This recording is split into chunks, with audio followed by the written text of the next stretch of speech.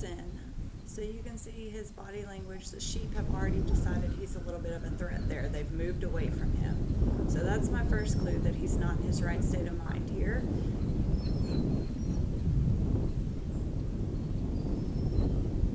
So he's a little flat. He's probably trying to figure out what the heck we're doing out here because I haven't worked him in a long time. He's 11 years old.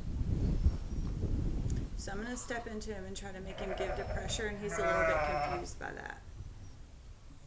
He doesn't give very much, but he gets the idea and he goes around. So he's too fast, he overflanks because he likes to cover and he likes to cover fast. So I try to step into his shoulder and he doesn't really give to me. So I start pointing at him with my stick and he gives a little bit, but he's watching me. And he's going to cover tight here and he's going to cover fast there. So I'm going to really step into him. And here he gets frustrated at me. Says, this is not what you normally do. And I get a result. He stands and looks at me. Now his tail should be down and he should have given a lot of ground to me there because I had to up my pressure so much. He does a little bit better here. So he gets to the balance point and he never checks up. This is what I mean by giving your dog the responsibility. I never taught him that it was his responsibility to check up. So here I'm putting the pressure on him because he's pushing sheep too fast. I push him away from the sheep and put pressure on him. And then I send him around once he stops.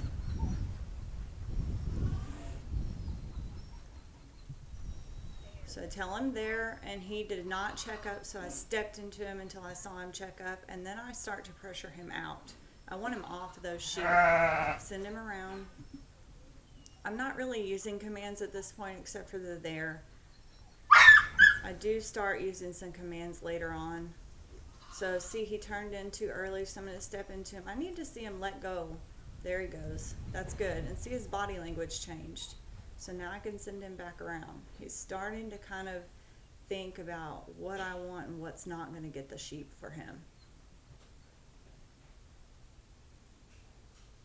So did it slow him up? Yeah. But is that the point? No.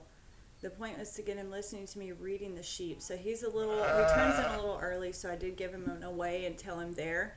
And this dog loves to cover, so that was just lovely right there. He wouldn't have had to cover if he would have checked up, though. So I hey him, and he downs himself. I did not ask him to down. So I'm going to come at his shoulder to get him to flank off of me, and that was a pretty decent flank.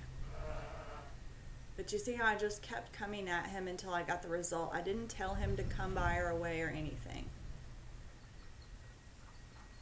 There, and he doesn't check up, so I'm going to step in at him. I'm taking the sheep away. I need to see him give pressure or give to my pressure here, and he really just doesn't. There he goes. So I'm going to release the pressure, but he didn't stop, so then I'm going to put the pressure back on. When he stops, I can flank him around. I did use a command that time. I think that's just word vomit. It just comes out of my mouth. See how he's starting to check up a little bit, and he's got the picture here. The sheep are not pushing past me. They're not glommed on my legs. I step into him to get him to flank, and that was flat. You can't fix everything at once, guys. So you just kind of have to work on one thing at a time, and I got a little bit better flank there. And he's starting to check up a little bit. I'm going to push him out. I want to get him to stop and look at me whenever I'm giving him those corrections. I don't want him to keep guessing about what I want.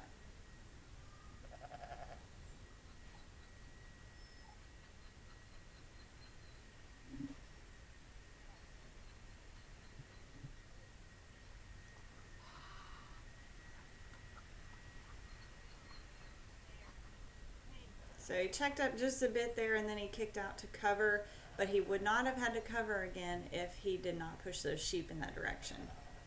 So that's his fault, but I did let him fix it.